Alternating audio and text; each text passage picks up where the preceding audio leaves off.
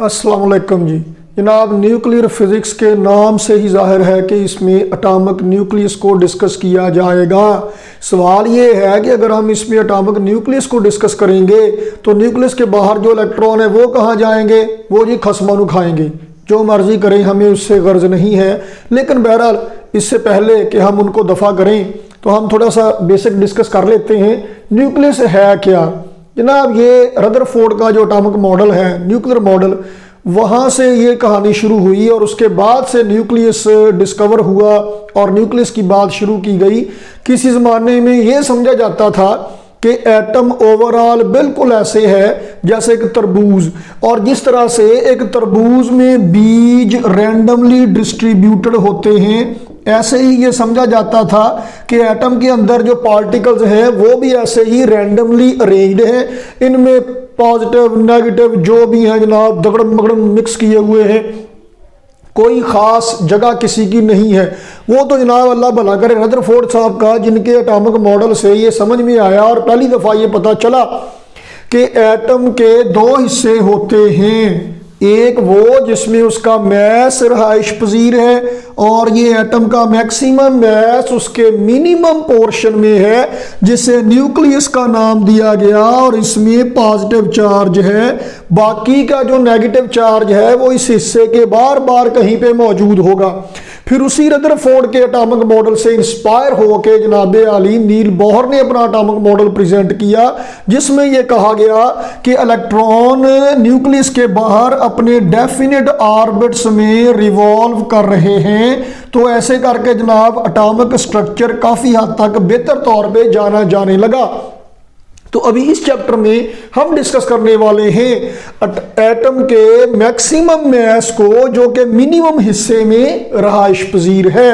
Overall ये कहा जाता है जनाब कि एक न्यूक्लियस का ओवरऑल साइज एटम के साइज के मुकाबले में 1,00,000 गुना कम है, और इस पे पॉजिटिव चार्ज की रिस्पॉन्सिबिलिटी है, सारे के सारे मैस की रिस्पॉन्सिबिलिटी है।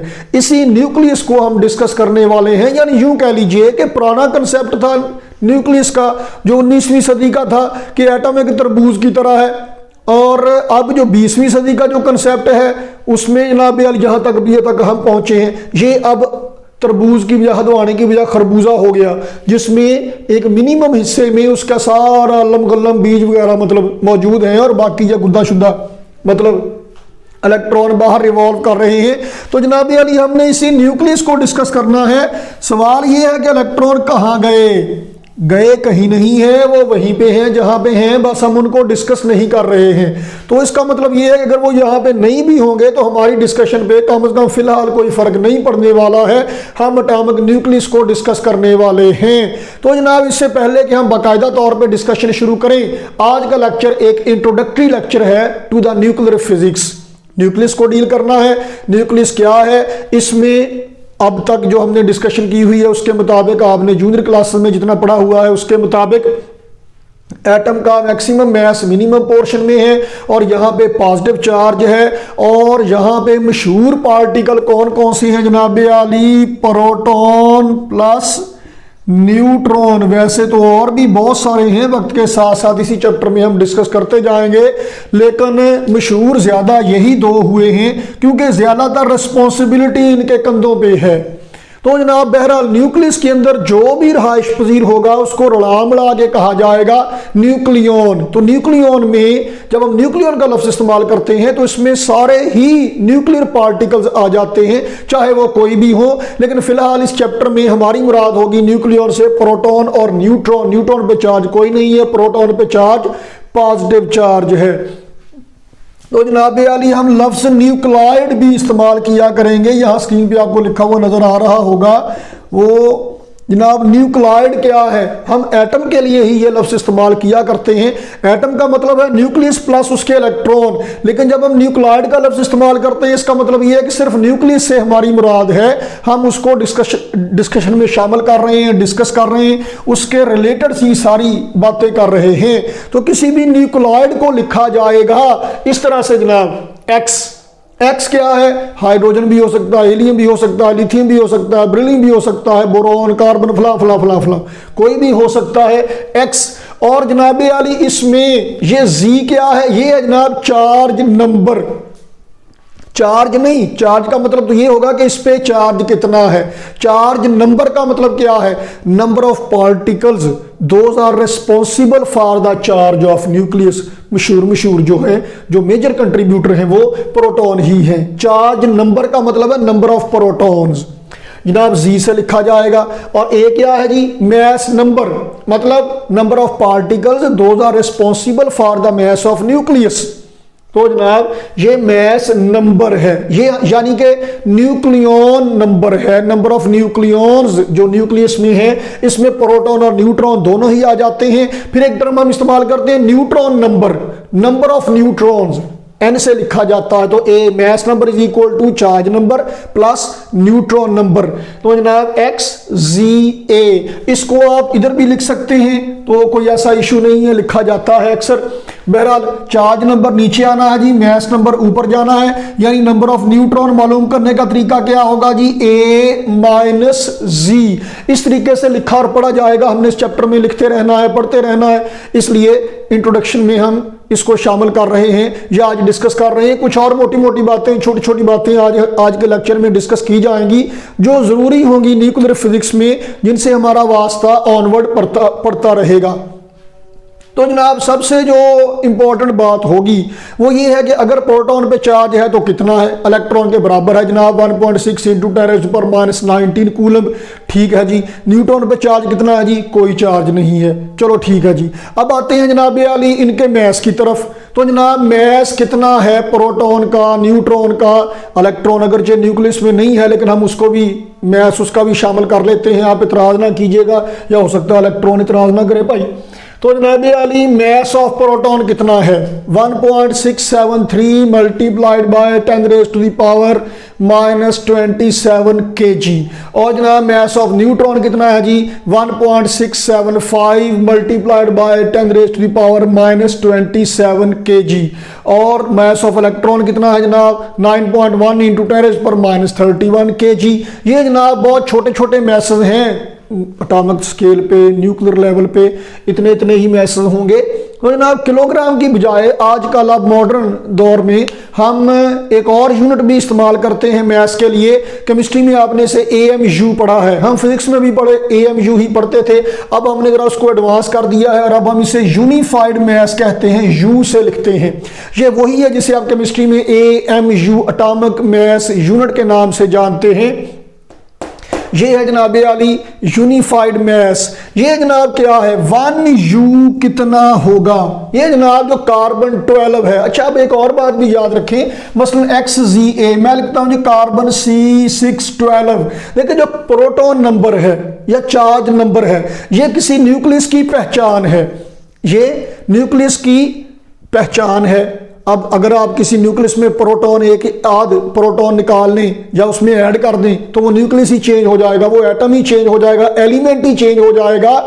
इलेक्ट्रॉन एक दो निकालने से कोई फर्क नहीं पड़ता।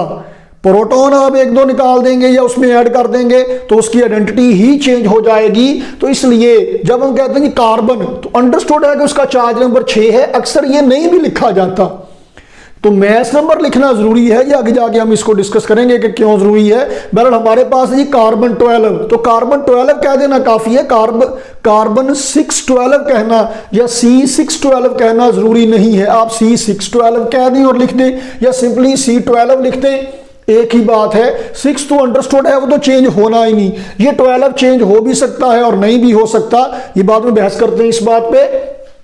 बहरहाल जो कार्बन 12 है, कार्बन 12 को स्टैंडर्ड मानते हैं जी। अब इसमें नंबर ऑफ न्यूक्लियॉन कितने हैं जी, 12। 6 प्रोटॉन है और 6 ही न्यूट्रॉन है। एक प्रोटॉन का मैस थोड़ा कम है, न्यूट्रॉन का मैस इसके मुकाबले में थोड़ा सा ज्यादा है। न्यूक्लियस का मैस जो थोड़ा ज्यादा है, इसी वजह से जो वीक न्यूक्लियर इंटरेक्शंस का की वजह से ये और हैवी मैस की वजह से ये स्टेबल नहीं रहता। ये थोड़ी ही देर के बाद ये डिके हो जाता है और प्रोटॉन में कन्वर्ट हो जाता है। ये बात ध्यान में रहे कि प्रोटॉन और neutron are not the fundamental particles, ये कंपोजिट्स हैं और किसी पार्टिकल से मिलकर बने हुए हैं। हम इसको डिस्कस करेंगे इसी चैप्टर के वेरी लास्ट लेक्चर में, जो कि आपके सिलेबस का लास्ट लेक्चर होगा। तो न्यूट्रॉन स्टेबल नहीं है। बहरहाल न्यूट्रॉन का मैस प्रोटॉन से थोड़ा सा ज्यादा है और इसी वजह से ये अनस्टेबल है, ये डिके हो जाता है, प्रोटॉन में कन्वर्ट हो जाता है। तो बहरहाल अब कार्बन में 6 प्रोटॉन है, 6 न्यूट्रॉन है, प्रोटॉन का मैस न्यूट्रॉन के मुकाबले में थोड़ा सा कम है, लेकिन रला मड़ा के ओवरऑल कार्बन 12 का जो टोटल मैस है इसको 12 पे डिवाइड करें तो एवरेज मैस जनाब एक न्यूक्लियॉन का निकल आता है, उसे कहते हैं 1U। कार्बन 12 के मैस को 12 पे डिवाइड करेंगे तो एक न्यूक्लियॉन का मैस निकल आएगा सॉरी। तो ये होगा जनाब 1.6606 इंटू 10⁻27 kg। तैयार हो जाइए। न्यूक्लियर फिजिक्स में अब आपको बहुत सारी वैल्यूज को मेमोराइज करना पड़ेगा, कोटा लगाना पड़ेगा चंगी तरह से, क्योंकि उनको याद किए बगैर चारा कोई नहीं होगा और ये सवाल आएगा और हमें लिखना पड़ेगा, बहुत सारी वैल्यूज याद करना पड़ेगी और ऐसे ही 4-4, 5-5, 6-6 डेसिमल प्लेस तक याद करना पड़ेंगी। Be ready.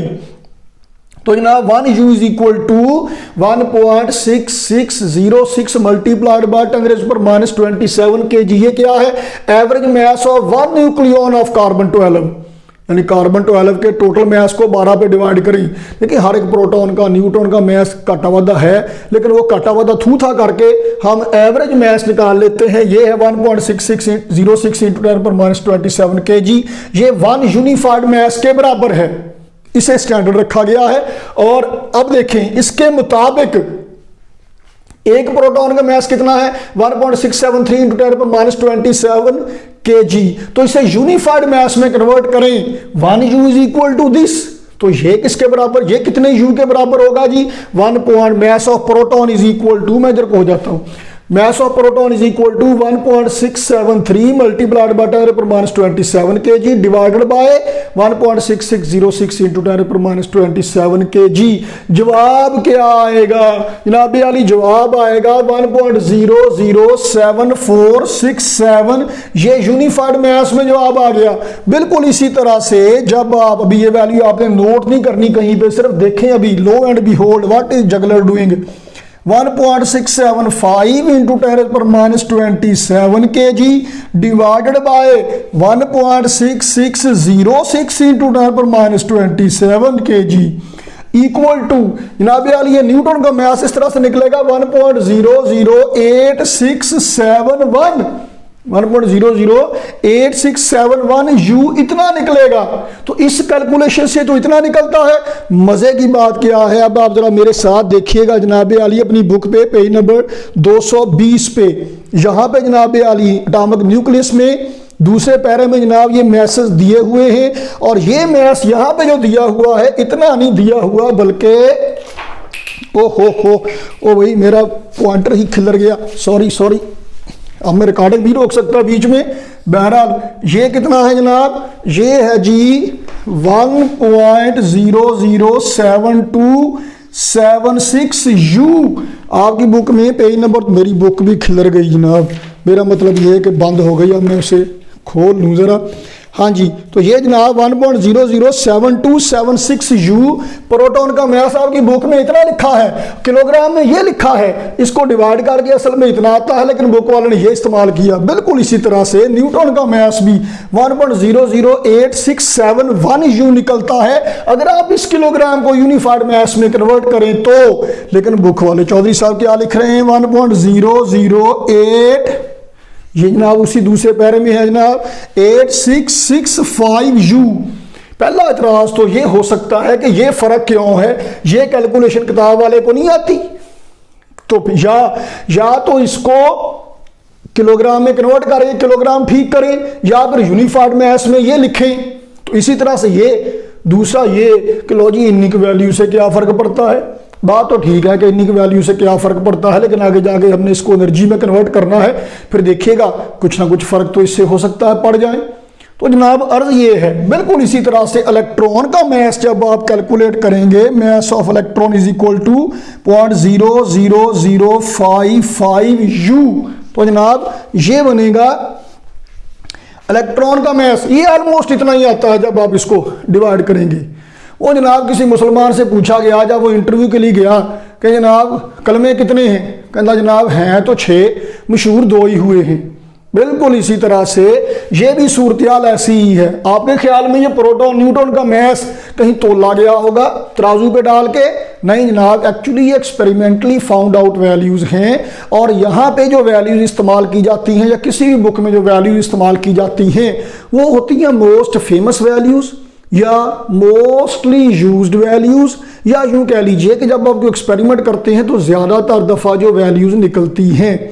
आगे जाके हम डिस्कस करेंगे, ये कन्फ्यूजन थोड़ी सी आपकी दूर हो जाएगी, थोड़ी सी रह भी जाएगी, लेकिन ये कोई इतना मसला नहीं है। तो बात ये है जनाब असल में कि न्यूक्लियर लेवल पे, एटॉमिक लेवल पे पहली बात है कि वैल्यूज़ आगे पीछे होती रहती हैं। दूसरी बात ये कि किसी एक्सपेरिमेंट के नतीजे में ज़्यादातर दफ़ा जो वैल्यू निकाली जाती है वो जनाब लिख ली जाती है, वही लिखी जाती है। और मुख्तलिफ बुक्स में वैल्यूज मुख्तलिफ होती हैं। अगर कोई बुक कोई एक्सपेरिमेंटलिस्ट लिखता है, कोई रिसर्चर लिखता है, तो उसने जो वैल्यू निकाली होगी वो वही वैल्यू लिखेगा। किसी दूसरे की रीडिंग अगर थोड़ी बहुत डिफरेंट होगी तो वो कहेगा जी मेरी जो वैल्यू निकली है मैं वही लिखता हूँ। तो ये थोड़ा बहुत फ़र्क लिटरेचर में पाया जाता है, ये कोई ऐसा मसला नहीं है। अच्छा, मज़े की बात क्या है, आपकी बुक में ही ये डिवाइड करने से ये आया, इसी बुक पे पेज नंबर 220 पे ये आ गया। तो जनाब इसी जगह पे आगे जाके जरा अपनी बुक पे मेरे साथ देखिएगा, पेज नंबर 222 पे ये जनाब एक टेबल है, इसमें मुख्तलिफ पार्टिकल्स के मैसेज लिखे हुए हैं। ये सारे आपने याद करने हैं, कोटा लगाना है इसको चंगी तरह, जिदा साग नू कोटा लाइदा आजकल सर्दियों में जनाब, ये टेबल है जी। इसको आप याद किए बगैर न्यूक्लियर फिजिक्स हमारी सिरे बिल्कुल नहीं पहुंचेगी। और यहाँ पे जनाब जो वैल्यू है 1.007276 है, पेज नंबर जनाब 220 पे 7276 है। अब मेरे साथ ज़रा जनाब बुक पे फरोलें थोड़ा सा और चलिए आगे जनाब 238 पेज पे 238 239 238 पे न्यूक्लियर रिएक्शन वाले सफ़े पे, यहाँ पे 239 सफ़े पे 239 पे 1 2 3 4 5 छठी लाइन में जनाब मैस ऑफ 1H1 ना मैस ऑफ प्रोटॉन 1.0078 लिखा हुआ है। ये जनाब तीसरी वैल्यू है, ये दो न्यूमेरिकल्स में इस्तेमाल होनी है 1.007825 यूनिफाइड मैस में। ये सबसे ज़्यादा फेमस या यूँ कह लीजिए कि सबसे ज़्यादा पाई जाने वाली लिटरेचर में ये वाली वैल्यूज़ हैं जो आपकी बुक में एक दो न्यूमेरिकल्स में इस्तेमाल हुई हैं। तो जनाब चूँकि थोड़ा बहुत फ़र्क पाया जाता है, आपने इस मामले में कंफ्यूज नहीं होना। पहला काम जो करना है इसको दफ़ा करें। अगर जो ये आपने किलोग्राम में लिखना है यही लिखना है, ज़बानी यही वैल्यूज़ लिखना है। यूनिफाइड मैस में लिखना है, न्यूट्रॉन की ये वैल्यू लिखेंगे, प्रोटॉन की ये वाली वैल्यू लिखेंगे मैस की। अगर वैल्यू गिवन ना हो, अगर वैल्यू गिवन हो फिर जो दी गई हो लिख लेंगे, फिर आपने कोई जनाब बिला तफरीक मजहब व मिल्लत जो भी है लिख देनी है। अगर वैल्यू गिवन है, नहीं गिवन फिर आप ये लिखेंगे। बस एक छोटा सा रट्टा लगा लें, सिलेबस की मजबूरी होती है। न्यूक्लियर रिएक्शन वाले टॉपिक में जो एग्जाम्पल आएगी और एक्सरसाइज में जाके जो एग्जाम्पल वहाँ पे दी हुई है पेज नंबर 238 वाले टॉपिक में वही न्यूमेरिकल दिया हुआ है एक्सरसाइज में, तो वहाँ पे जाके भी जब आप लिखेंगे वहाँ पे सिर्फ एक सिचुएशन में अगर वैल्यू दी है या नहीं, आप ये वाली वैल्यू इस्तेमाल करेंगे 1.007825 ताकि जवाब जरा सिलेबस के हिसाब से पेपर में नंबर लेने के लिए मैच कर जाए। वैसे लिटरेचर में कहीं पर आपको कोई वैल्यू मिलती है, थोड़ा बहुत फ़र्क मिलता है, कोई मसला नहीं। जो वैल्यू लिटरेचर में अगर पाई जाती है आप लिखेंगे वो ठीक होगी, वो कोई इशू नहीं है। लेकिन ये सिलेबस की तरह मजबूरी है, बराए मेहरबानी ख्याल कीजिएगा। तो अगर कोई वैल्यू नहीं दी हुई है आपको, फिर आप ये इस्तेमाल करेंगे जो पेज नंबर 222 पे टेबल में दी हुई वैल्यूज़ हैं, फिर आप ये इस्तेमाल करेंगे। अगर गिवन वैल्यू है फिर जो मर्जी इस्तेमाल करें। ये वाली वैल्यू न्यूक्लियर रिएक्शन वाले टॉपिक में एग्जाम्पल में दी हुई होगी, ये लिखनी है। ना भी दी हुई हो तो उस एग्जाम्पल में जब वो लेक्चर आएगा मैं एक दफ़ा फिर हाईलाइट कर दूंगा इस मामले को कि फिर आपने ये इस्तेमाल करना है ताकि ज़रा मजबूरी हमारी कवर हो जाए। तो जनाब आली यूनिफाइड मैस में जनाब मैस ऑफ प्रोटॉन इतना है और मैस ऑफ न्यूट्रॉन इतना है और मैस ऑफ इलेक्ट्रॉन जनाब आली इतना है। अब जी इसको मैं अरेज कर दूं। लो जी, अब जो आपको बोर्ड पे वैल्यूज स्क्रीन पे नजर आ रही हैं, ये वैल्यूज प्रोटॉन का मास, न्यूट्रॉन का मास और इलेक्ट्रॉन का मास, यूनिफाइड मास में बेटा जी ये वैल्यूज इतनी कंसिडर की जाती हैं।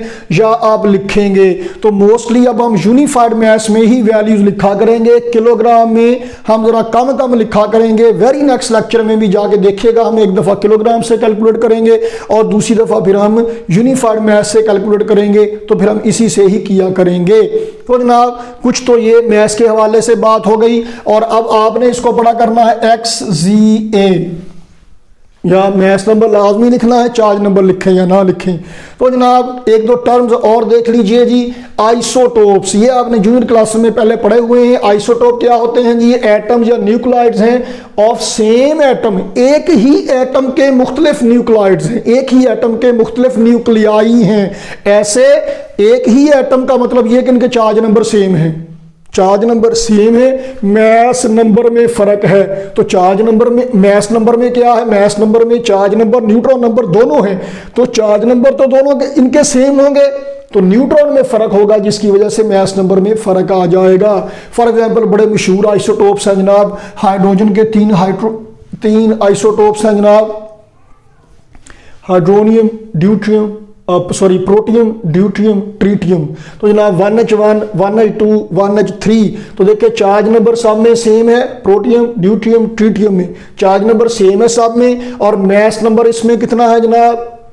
1 2 3, मतलब 1 - 1 मैस नंबर में से चार्ज नंबर माइनस करेंगे, नंबर ऑफ न्यूट्रॉन निकल आएंगे। कोई न्यूट्रॉन नहीं है, एक न्यूट्रॉन है, इसमें 2 न्यूट्रॉन है। मैस में फर्क है, चार्ज में फर्क नहीं है, चार्ज में फर्क नहीं है, इसलिए एक ही एलिमेंट है, एक ही एटम है बुनियादी तौर पे। तो जनाब इनकी सिर्फ फिजिकल प्रॉपर्टीज जिनका ताल्लुक इनके मैस वगैरह से है वो मुख्तलिफ हैं, केमिकल प्रॉपर्टीज जिनका ताल्लुक चार्ज वगैरह से होता है, चार्ज नंबर से होता है, उसमें कोई फर्क नहीं है। उसके बाद जनाब आइसोबार्स, आइसोबार्स एक होता है थर्मोडायनेमिक्स में आइसोबारिक प्रोसेस, वो नहीं, ये आइसोबार्स हैं। ये डिफरेंट एलिमेंट के होंगे, मुख्तलिफ एलिमेंट्स के ऐसे न्यूक्लियोइड्स, ऐसे न्यूक्लियाई जिनमें डिफरेंट एलिमेंट के हैं, मतलब चार्ज नंबर डिफरेंट हैं, जिनमें नंबर ऑफ न्यूक्लियॉन सेम है। क्या? नंबर ऑफ न्यूक्लियॉन सेम है। मसलन जनाब अली sulphur, chlorine, argon, mass number 40-40 हैं, प्रोटॉन न्यूट्रॉन को मिला के 40-40 हैं। तो जनाब चार्ज नंबर इनके डिफरेंट है, एलिमेंट डिफरेंट है, ये आइसोबार्स हैं। यानी आइसोटोप और आइसोबार में क्या फर्क है? आइसोटोप में चार्ज नंबर सेम है और आइसोबार में मैस नंबर सेम है। और इसके बाद आता है जनाब अली आइसोटोन्स। क्या आता है जी? आइसोटोन्स। आइसोटोन का मतलब क्या है जनाब? इसमें नंबर ऑफ न्यूट्रॉन सेम होंगे। क्या होगा जी? नंबर ऑफ न्यूट्रॉन सेम है। देखें जनाब कैसे जी? तो जनाब मसलन जी बोरोन और कार्बन, जनाब मैस नंबर भी डिफरेंट है और चार्ज नंबर भी डिफरेंट है। चार्ज नंबर, मैस नंबर दोनों डिफरेंट है, लेकिन number of neutron 12 - 5 7, 13 - 6 7, number of neutron same है। ये किसी भी एलिमेंट में मैचिंग हो सकती है। ऐसे कोई भी ऐसे 2 एलिमेंट जिनमें नंबर ऑफ न्यूट्रॉन सेम होंगे वो सारे आइसोटोन्स होंगे। तो इनकी हमें कभी कभार जरूरत पड़ जाया करती है। डेफिनेशन का आपको पता होना चाहिए, एग्जाम्पल्स का आपको पता होना चाहिए।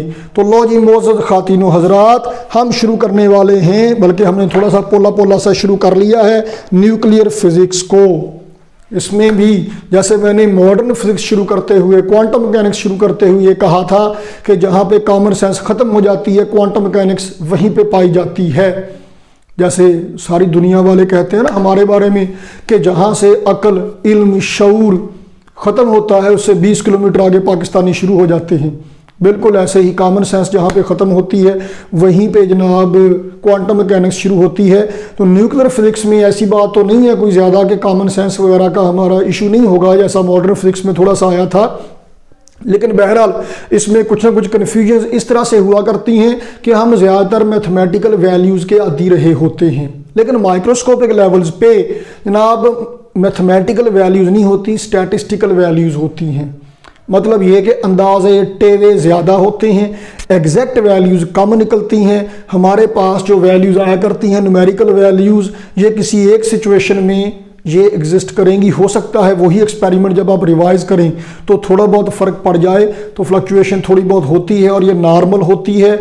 लेकिन हमने चूंकि एग्ज़ाम के हिसाब से काम करना है, हम तो बिल्कुल प्रिलिमिनरी लेवल पे काम कर रहे हैं, तो हमारे साथ ऐसा कोई ज़्यादा इशू नहीं होगा। ये मैथ्स वगैरह का थोड़ा सा है, लेकिन बस जो वैल्यू याद करना है आपने ये कर लेना है। बाकी एक्सपेरिमेंटली वैल्यूज़ बहुत सारी पॉसिबल हो सकती हैं आगे जाके वेरी नेक्स्ट लेक्चर में ही, जो इंशाल्लाह कल ऑन एयर किया जाएगा इससे अगली वीडियो में, सेकंड लेक्चर ऑफ इस चैप्टर में, तो आपको अंदाज़ा हो जाएगा कि ये फ़र्क किस वजह से पड़ता है। तो देखते रहिएगा, हमारे साथ रहिएगा जैसा कि आप हमेशा से होते हैं। मिलते हैं अगली वीडियो में। अल्लाह हाफिज़।